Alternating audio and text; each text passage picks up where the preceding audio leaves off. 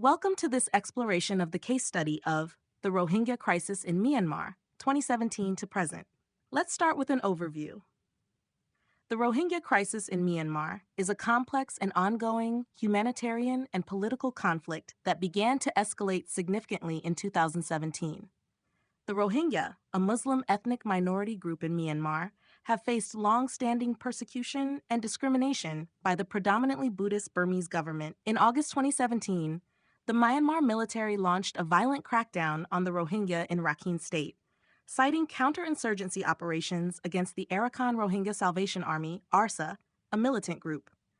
This led to mass atrocities, including killings, rapes, and the burning of villages, which the United Nations has described as a textbook example of ethnic cleansing.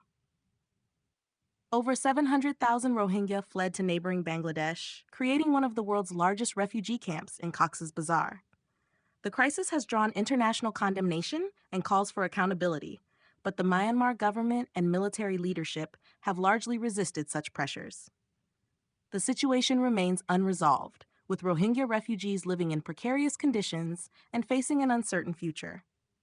Now, let us discuss how this case study relates to key IB global politics concepts. 1. Human rights. The Rohingya crisis is a stark example of human rights violations on a massive scale.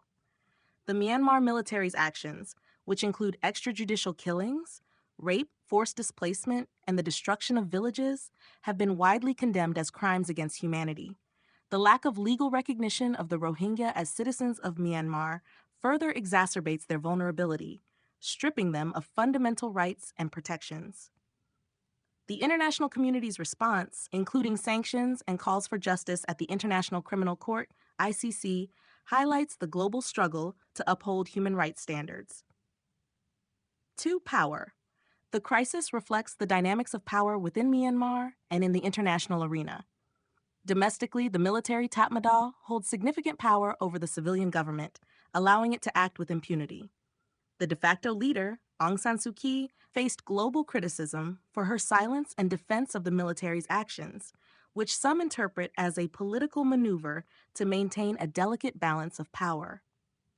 Internationally, powerful states and organizations, such as the United Nations, have attempted to pressure Myanmar to stop the violence and ensure accountability.